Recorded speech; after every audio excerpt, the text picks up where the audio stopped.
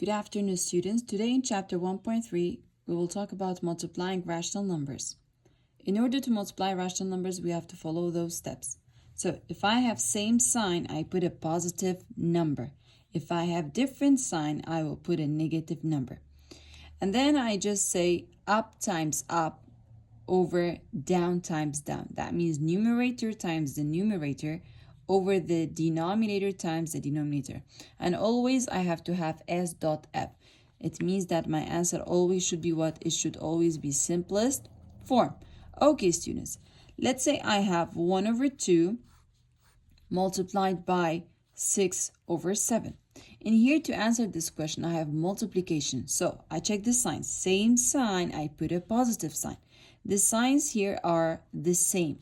So I come here. Up times up, this only works for multiplication. 1 times 6, I get 6. And down times down, 2 times 7, I get 14. Dear students, is it simplest form? No, I have to divide. Both of them are even numbers, so I'm going to divide by 2. When I divide by 2, I'll get what? I'll get 3 over 7. Now, is my answer simplest form? Yes, I can no longer divide by any number. I go to the other part, which is called multiplying decimal numbers. In order to multiply decimal numbers, I have to follow these steps. First of all, count the dashes on the right side of the decimal number. The second step, ignore decimal point. And the third one, we will multiply. So, dear students, let's solve this question together, which is regarding the first 2 steps that we talked about. Example, page 16, example number 5, we have this question, which is 2 rational numbers are being multiplied by each other. Negative 1/4 multiplied by negative 5 over 8. I check the sign. Same sign, I put positive. The signs here, both of them are negative, so same sign, I put a positive sign. I know that my answer should be a positive number. Then I go and follow that step. Up times up, down times down. So numerators multiplied by each other and denominators multiplied by each other. 1 times 5 is 5 and 4 times 8 is 32. So my final answer, is it simplest form? Yes. Can I divide more? No.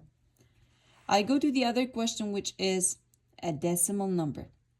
So in multiplying decimal numbers, I have to follow those steps that we just talked about them. Again, I go back to the first point. Same sign, I put positive. Different sign, I put negative. In here, the signs are different. I have negative here. In here, I don't have anything, means it's positive. So I put what? I put negative sign. Okay. Now I follow the steps. Count dashes on the right side of decimal number. On the right side of the decimal point, I have 1, 2, and on the other side also, I have 3. So what do? I put 3 dashes. 1, 2, 3. 1, 2, 3. So after I put 3 dashes, I put a decimal point. Okay, students? Now, I go to the second step. The second step is ignoring decimal point. The decimal point in here I will ignore it. I'll get 8. And here, if I ignore it, I'll get 62. So on one side of the paper, I write 62 times 8. I do the math.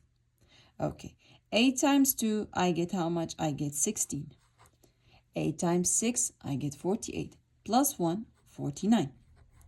I am not done. As we said that from the first step, my answer should be a negative number. And I have 3 dashes. So here I start 1, 2, 3. And I put the decimal point back. In here it's 0. It's empty, so I put 0. My final answer in here is that 0.496, but with a negative sign. So be careful, students. In here, my answer is a negative number.